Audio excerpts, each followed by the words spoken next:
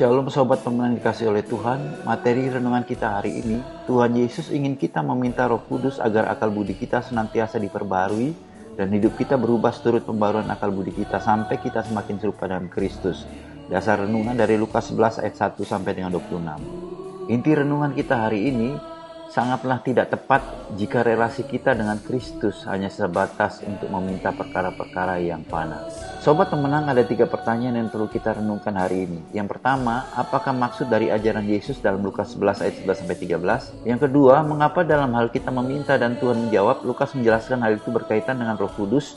Dan yang ketiga, apakah urgensi atau pentingnya Roh Kudus dalam kita? Pengertian kita terhadap firman Allah dalam Alkitab, pengenalan kita akan Tuhan dalam doa, ibadah, dan pelayanan akan sangat mempengaruhi akal budi kita. Akal budi kita mengalami pembaruan atau tidak terlihat dari buah-buah iman dan buah roh dalam semua aspek hidup kita. Semakin kita mengerti kebenaran, memahami hati Bapa Sang Pemberi firman yang menabur benih itu atas hidup kita, semakin kita cakap membedakan mana kehendak Bapa atau bukan, mana yang menyenangkan Bapa atau tidak, mana yang berguna, mana yang tidak. Semakin serupa dengan Kristus, bukan semakin serupa dengan dunia ini. Saudara pilih yang mana? Saudara dengar firman tidak mengerti, atau saudara dengar firman mengertinya salah, atau saudara dengar firman mengertinya benar? Yang mana saudara? Kalau yang ketiga, dengar firman mengerti dengan benar, maka ada buah yang benar pula, katakan amin. Banyak orang Kristen dengar firman tiap minggu, dengar khotbah, tapi karakternya tidak berubah. Artinya dia dengar firman tapi dengan pengertian yang salah. Masalahnya apa? Di sini saudara, akal budi belum diperbaharui oleh penebusan Kristus. Kalau akal budi kita salah, maka semua yang kita lakukan pun akan salah. Itu sebabnya Ia menyertai kita dalam firman-Nya dan Roh Kudus. Untuk apa Roh Kudus dicurahkan? Supaya Roh Kudus itu mendampingi akal budi kita.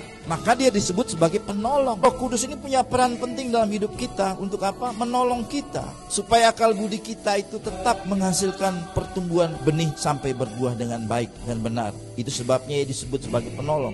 Sobat pemenang, mengikuti dan meladani ajaran Tuhan Yesus berdoa dengan tidak jemu-jemu. Mari kita respon renungan hari ini dengan berdoa. Bapa, aku percaya bahwa Roh Kudus memampukan akal budiku untuk menggenapi kehendak-Mu, menyenangkan-Mu senantiasa.